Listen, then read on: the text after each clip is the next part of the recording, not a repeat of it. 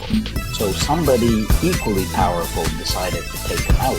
Police are still looking for a shooter who they say fled in a black SUV. Shortly after the shooting, a burned-out vehicle was found in Montreal, and police are looking into a possible link with the death. C'est énorme, c'est majeur au sein du crime organisé montréalais. Daniel Reynaud is the police and organized crime reporter at La Presse and says Woolley was considered among the top organized crime members in Montreal. Il y aura sûrement des suites à ça. Reynaud says there will likely be repercussions following Woolley's death, and experts believe it could be the start of a potentially violent period ahead.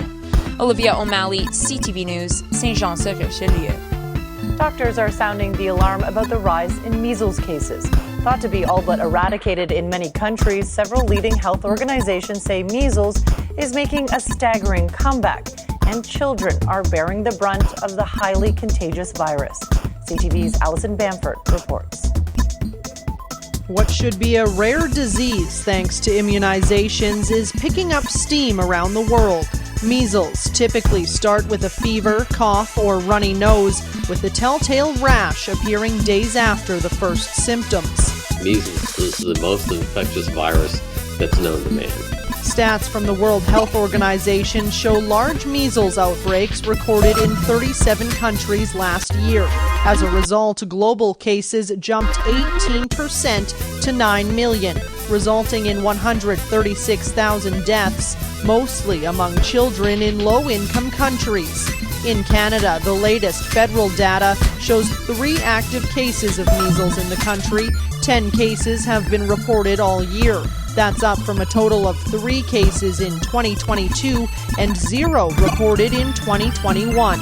Experts say most of Canada's cases are imported into the country by travelers. The key thing here is to prevent secondary transmission within the country and obviously provide impeccable care to people who are landing in Canada with measles infections. The disease is highly preventable with 2 doses of vaccine typically administered as routine childhood vaccinations.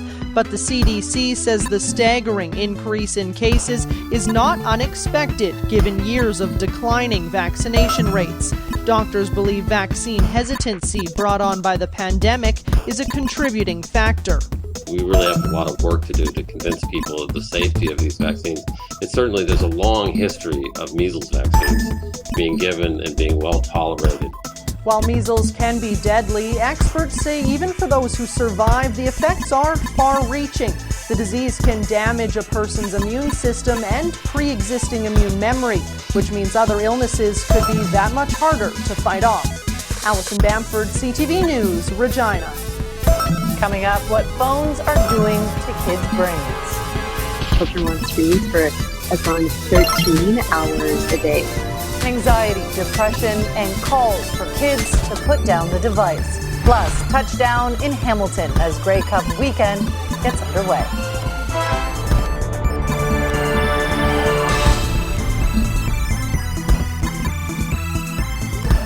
There's a new warning tonight about screen time. Researchers say spending hours scrolling through social media is taking a long-term toll on young people's mental health. CTV's Garrett Berry reports. It's no secret that many teenagers are hooked on their phones, but new Canadian data is surprising even researchers. Parents were reporting that their children were on screens for, on average, about 6 hours a day, with some parents reporting their children were on screens for as long as 13 hours a day. This was at the start of the pandemic, when school shutdowns forced classrooms online. But researcher Emma Dearden said 3 years later, screen time is still very high. There are children who are checking their phone constantly, that this is activating brain regions involved in reward, but also punishment. New research from Western University highlights high screen time is correlated with anxiety and depression in school-aged children, some more than others. Some children were hit very hard during the pandemic, and our early research is now pointing to some children who may have mental health issues that have been undiagnosed. For pediatricians like Dr. Michelle Pondy, this is further evidence for what they see in their office every day. We're seeing anxious kids, depressed kids. We're seeing kids with body image issues. and eating disorders walk through our office doors every single day.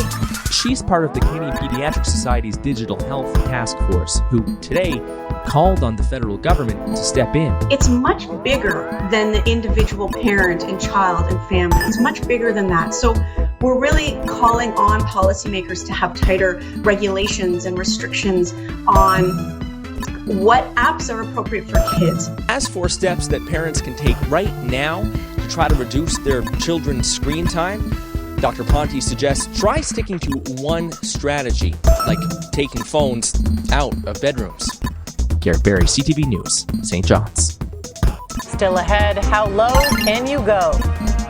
Looking for deals, that's it. Just like checking all the Black Friday sales. Many holiday shoppers looking for a hard bargain in tough times.